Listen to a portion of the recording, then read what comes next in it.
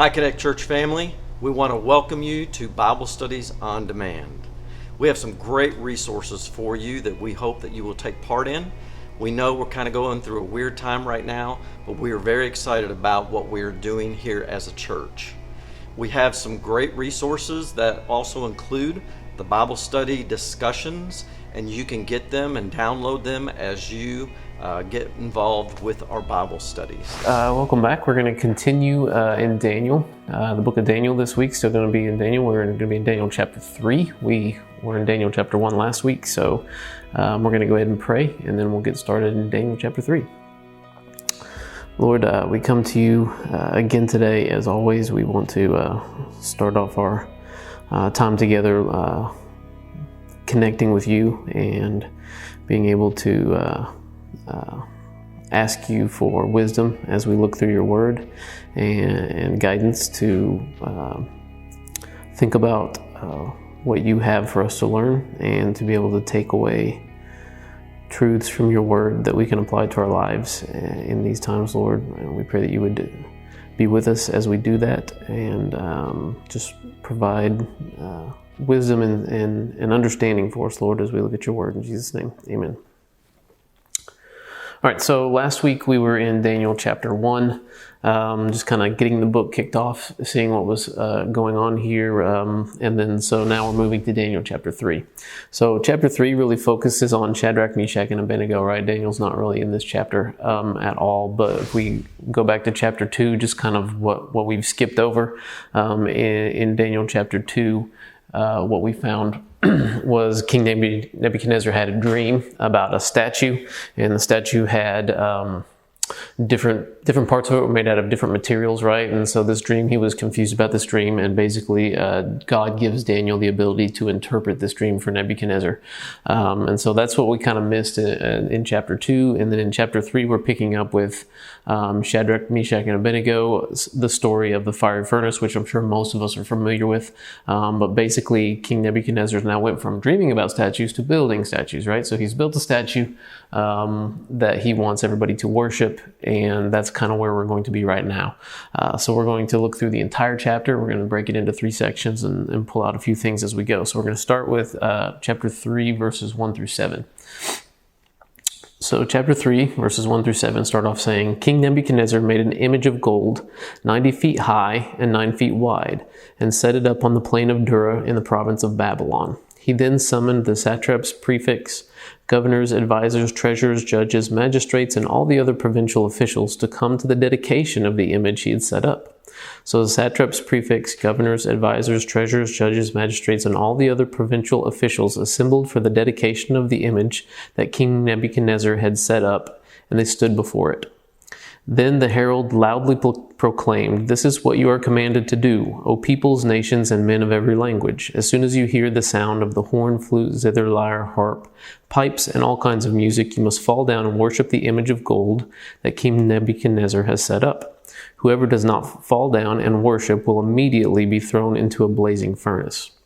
Therefore, as soon as they heard the sound of the horn, flute, zither, lyre, harp, and all kinds of music, all the peoples, nations, and men of every language fell down and worshipped the image of gold that King Nebuchadnezzar had set up.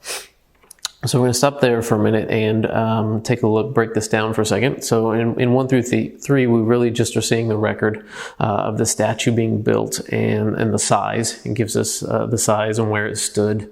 And then we see initially that he has instructed all of the people in positions of authority in the area to come to the dedication, right, of this statue.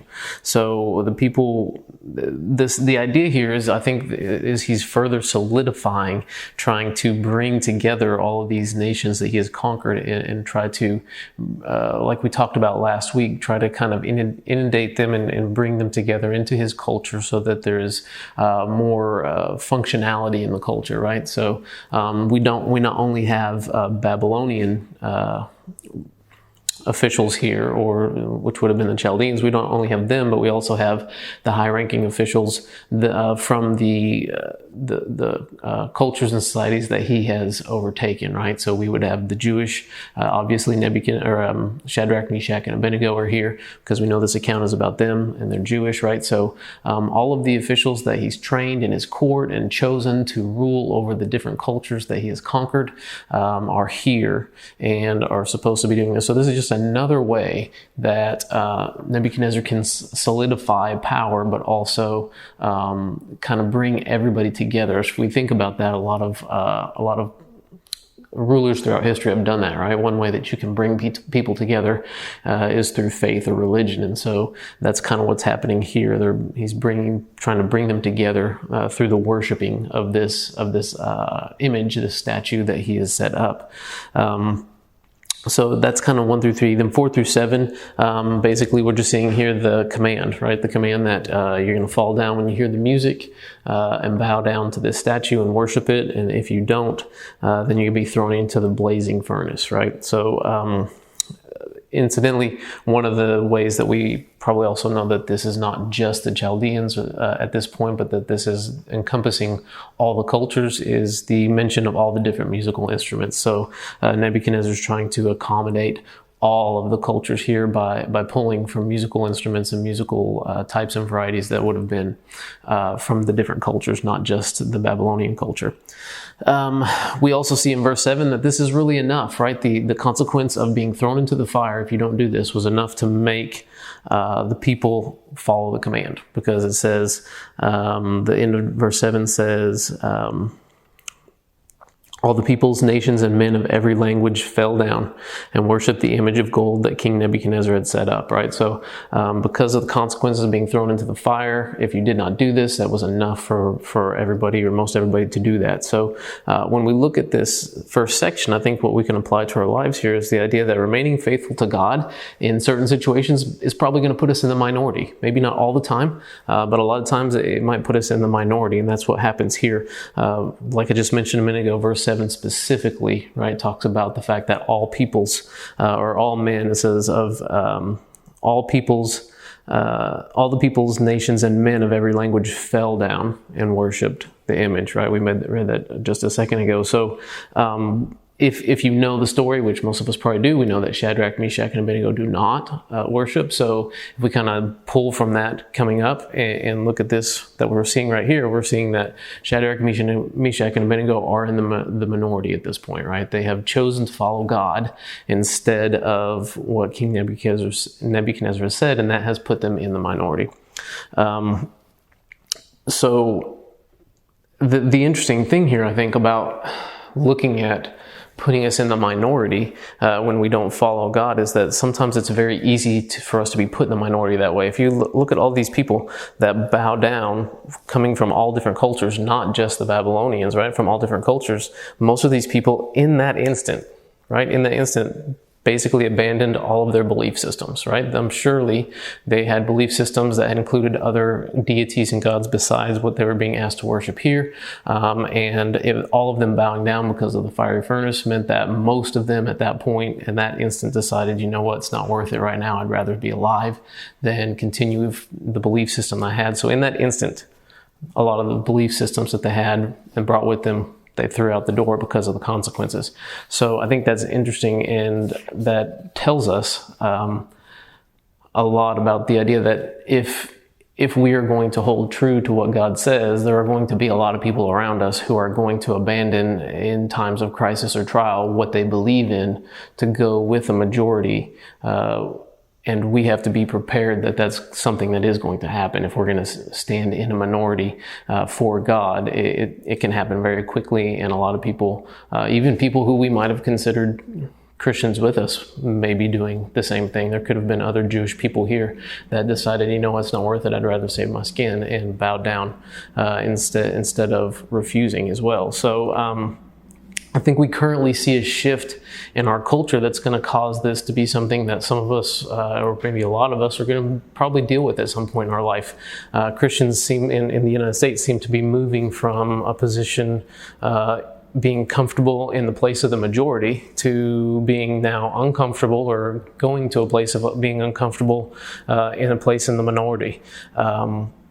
So the question that we really have to ask ourselves is, are we going to remain faithful to God in the minority, or are we going to choose comfort and anonymity in the majority? Because one of the reasons I think that a lot of people would have bowed down at this point and just totally rejected their current belief systems and did this, and first of all, would have been the fear of the consequences of being thrown in the fiery furnace, but also the fact that there is comfort in anonymity, right? So when people are not focused on us, we feel comfortable about that, a lot of us. And so the anonymity of bowing down and being in the majority there gave a lot of people some comfort. But Shadrach, Meshach, and Abednego, obviously, we're going to see in a minute, they didn't worry about that comfort, right? They didn't choose to bow down.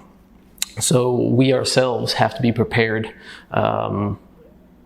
Seriously, we have to seriously be prepared for the time when a choice may come and we may find ourselves among those who have to make a choice. Are we going to stand up for what we believe in and be in the minority, or are we going to go with the majority and happily celebrate social developments in our country or in our way of life that do not honor God? And the reason that we may choose that is just because of reasons of comfort and anonymity, right? Not that we really believe those things, but we don't want to rub people the wrong way, right? Or we don't want attention focused on us, so we're just going to quietly do this like everybody else, or we're just going to ignore this and not say anything, not stand up against it. So I think those type of situations are going to present themselves more and more often in our future, to where we're going to have to make that choice of what we're going to do, just like Shadrach, Meshach, and Abednego had to make. So let's go ahead and continue on, and we're now going to look at the idea that not only does our faithfulness to God probably is that going to put us in the minority a lot of times, but it's also probably going to put us at risk. So we're going to continue on and read 8 through 23. And then stop and talk about that. So picking up in verse 8, it says, "At this time some astrologers came forward and denounced the Jews. They said to King Nebuchadnezzar, 'O king, live forever. You have issued a decree, O king, that everyone who hears the sound of the horn, flute, zither, lyre, harp, pipes, and all kinds of music must fall down and worship the image of gold, and that whoever does not fall down and worship will be thrown into a blazing furnace. But there are some Jews whom you have set over the affairs of the province of Babylon, Shadrach, Meshach, and Abednego, who pay no mention to you, O king. They neither serve your gods nor worship the image of gold you have set up.' Furious with rage, Nebuchadnezzar summoned Shadrach, Meshach, and Abednego.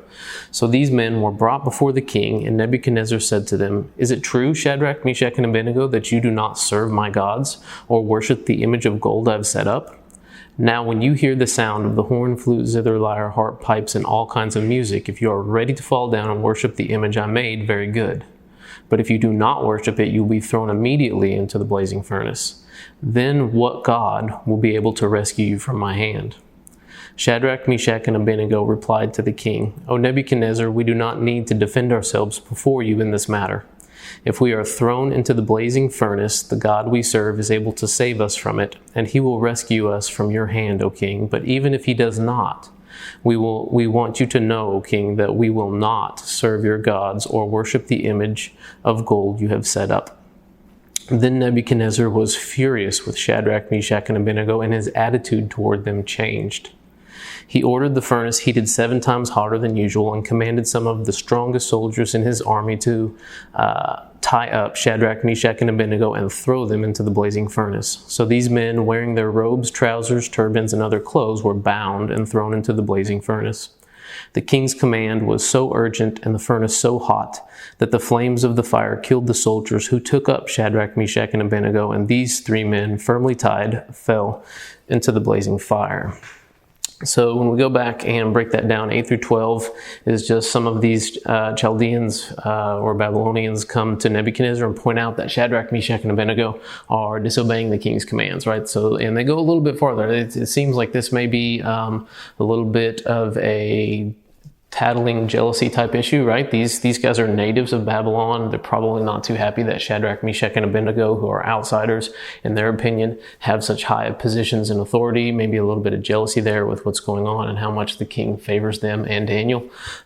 So maybe they're looking for every opportunity to try and undermine them. So they come, because not only do they tell them that they're not bowing down, then tell the king that they're not bowing down to the idol, but they also mention they serve neither your gods nor worship the image of gold that you have set up, right? So they're throwing multiple things in there at them.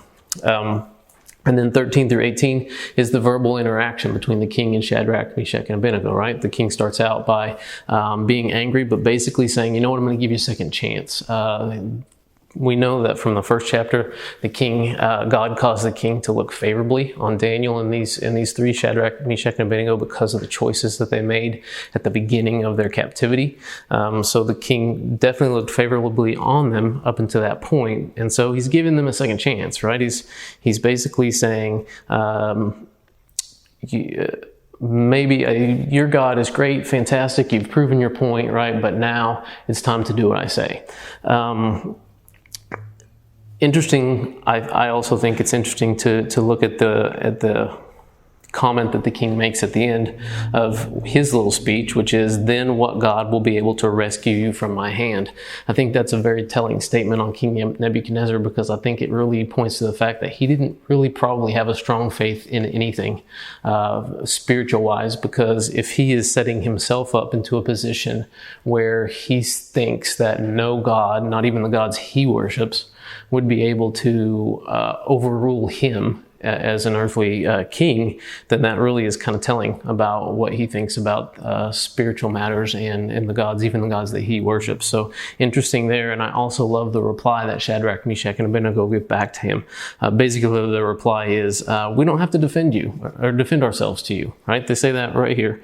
O Nebuchadnezzar, we do not need to defend ourselves before you in this matter. So basically, they're kind of washing their hands of the whole thing and saying, we don't have to defend ourselves. God will do it for us. So that's kind of their attitude. They're putting it all on God, and they're showing that their extreme faith in God and saying, you know what? God's going to defend us in this position. And if he doesn't matter to us either way. We're still going to believe in God. We're still not going to bow down to the idol. God is going to take care of us. They have absolute faith, right? Absolute faith that God can save them from this situation.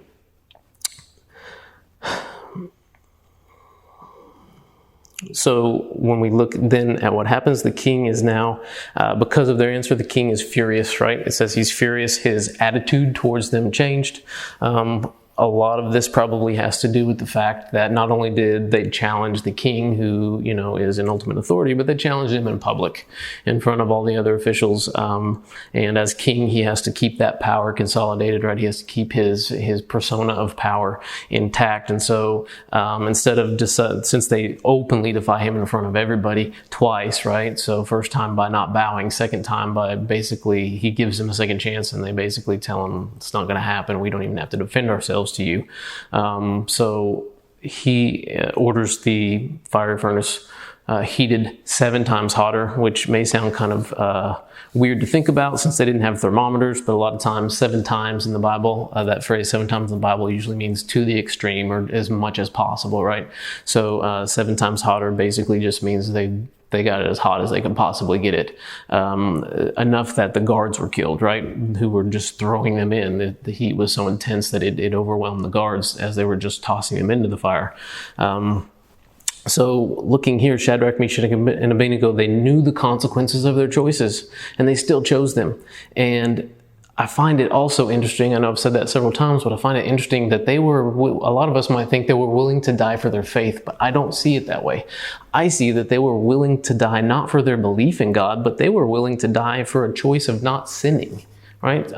They could have, in reality, they could have went through the motions. A lot of us do that, right? We go through the motions of something just because we don't want to be seen as going against what is popular. We don't want to be pointed out as being different. And we go through the motions of things that we know are sinful at the time because that's the choice we make. They could have went through the motions but they chose not to. So from my view, they're really not willing to die for their belief in God as much as they were even going farther than that. They were willing to die for a choice of not sinning, right? The choice of sin, not sin.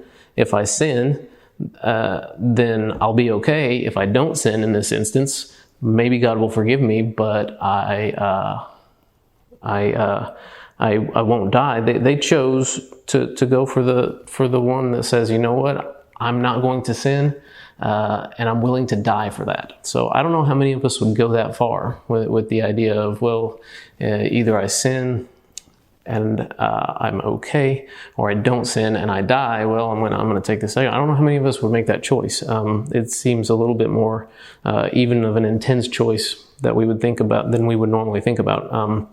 But remaining faithful to God and choosing not to sin in this way did put them in danger, and that was something that they were willing to accept.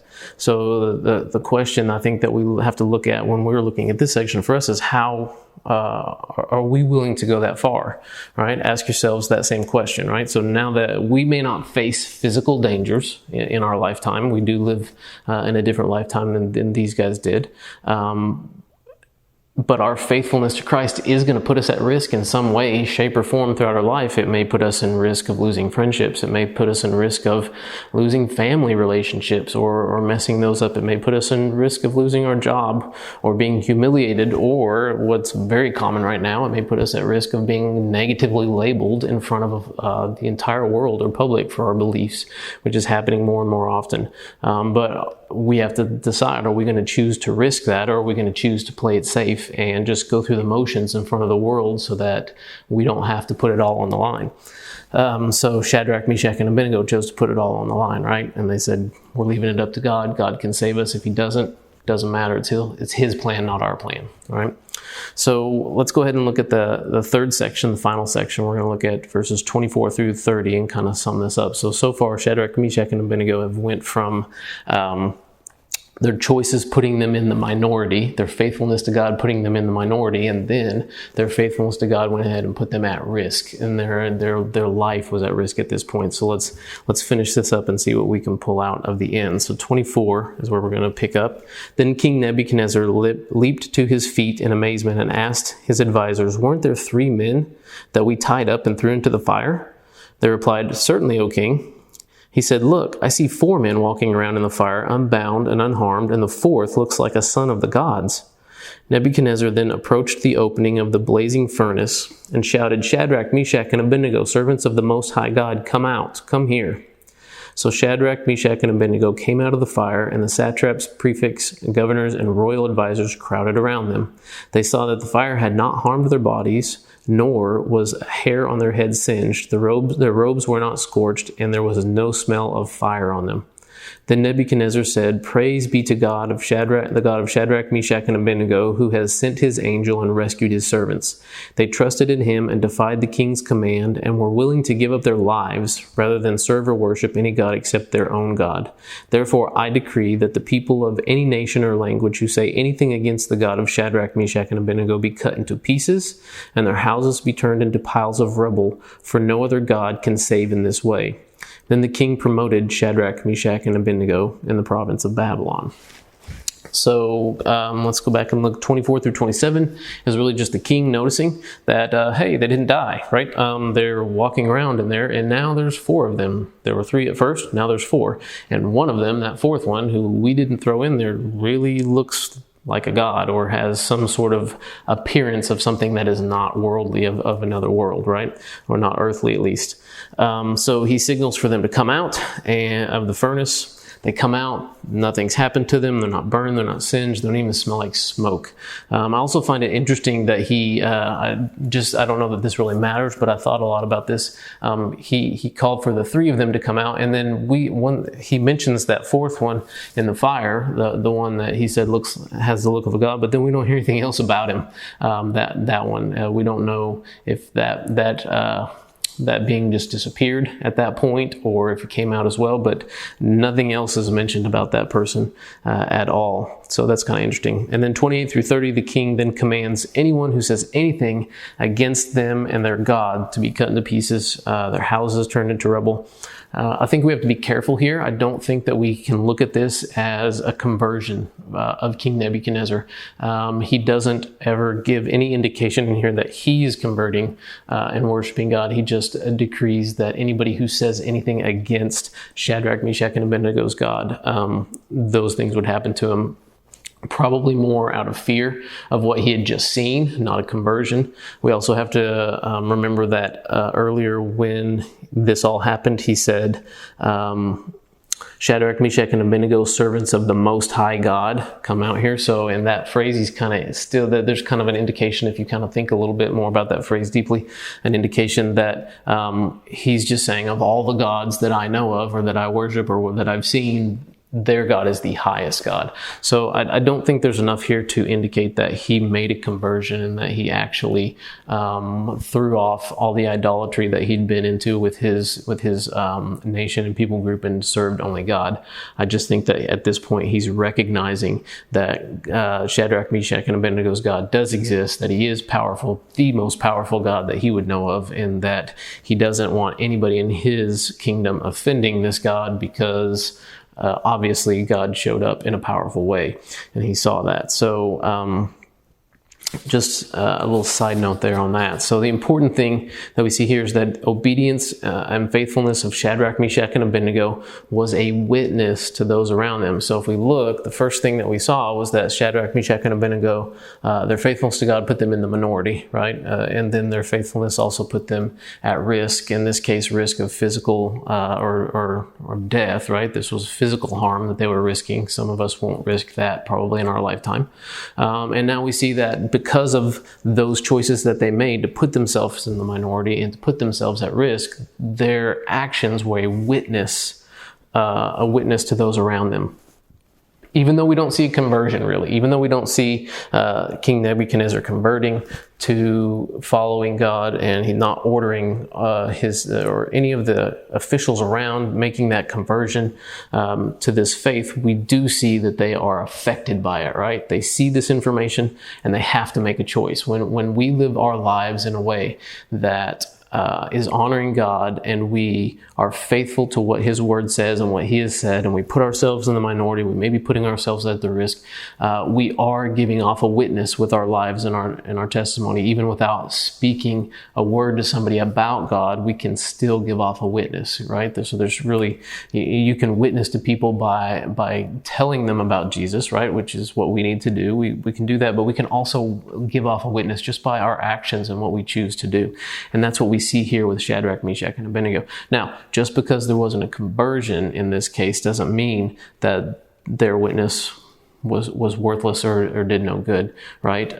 People's choices are uniquely their own. That's the idea of free will. So the information was there and those people had to do something with it. Nebuchadnezzar and the officials who were standing around watching this, the soldiers who were there too, they had to make a choice. Right? They had to choose what they were going to do with the information that they just took in. And so everybody else has to do that too. The way you live your life, when people see that around you, they have to do something with that information. Right? So if you're living your life in a godly way, in a way that's pleasing to God and faithful to God, and you're handling conflict like we talked about last week in a positive way, people have to do something with that information. They can choose to reject it. They can choose to ignore it. They can choose to believe it. They can choose to question it. They can choose to argue with you, but they have to do something with that information. And when that happens, then your witness is affecting other people. And so we have to remember that we cannot ignore the message of God. People cannot ignore the message of God when they see it in our daily lives. They have to do something with that. So one of the most powerful witnesses that we have is just living our life faithfully to God. And then when he brings people into our lives, we then take that step further and start having those conversations with them about spiritual things in their life. So I'm going to leave you with the question of how will you show your faithfulness to God in the trying times that we're living in, right? So Shadrach, Meshach, and Abednego were living in trying times and they showed their faithfulness to God. How are you going to show your faithfulness to God in these trying times? I think as I've reflected a lot lately on the times that we are in, and I think as much as we want to think that these are just horrible times, and they are not great times, I admit, I don't know that we really go back and reflect and think that, other people throughout history lived through horrible times as well. So I think we need to really reflect on the idea that, we're not the first people to have to encounter just really, really rough times to live in, and we need to look back at the people like Shadrach, Meshach, and Abednego, and Daniel, and other people of faith in the Bible when they lived through horrible times. Paul, who lived through many horrible times, and said basically he just takes comfort in whatever situation he is in, right? He is comfortable in every situation. We have to look back at these people and draw from them and draw from their spiritual witness to us, so that we can leave a spiritual witness to others around us. So I challenge you this week to think about that. How are you going to show your faithfulness to God in this time that we're living through that is rougher than normal, right? Rougher than normal. So think about that, and we'll go ahead and close up in prayer this week. Lord, we come to you again today. We thank you for Shadrach, Meshach, and Abednego. Lord, thank you that they were faithful to you, and I thank you that they left us this account that we can read and be encouraged by. Lord, I pray that you would help us to take the truths that they held to in their lives, Lord, and apply those to our lives. I pray that you'd help us to be receptive and open to these ideas in the Bible. And even though we are far removed time-wise from these people, I pray that you would help us to really study their lives and remember that they were real people going through real times that were tough, just like our times are tough, Lord. And they were able to make it through those times, making choices that remained faithful to you. I pray that you would help us to do the same, Lord. And we love you in Jesus' name. Amen. Hi, Connect Church family. We want to thank you for using our Bible Studies on Demand. We do want to leave you with some other resources. Right Now Media is a great resource for you and your family. It has Bible studies, it has cartoons, it has a great lineup of all kinds of studies that you can use for you and your family together. We also want to remind you that Connect 20 is live every day. Make sure you go there, use the devotional every day. It's just going to be there, and we want you to be a part of that. We want you to understand that we are available every day, our staff. If you need us, email us, call us. We are here. So whatever you need, please make sure know that we are here for you. We're praying for you, and we want to do what we can during this time to be a great help to all of you and to our city. Thank you.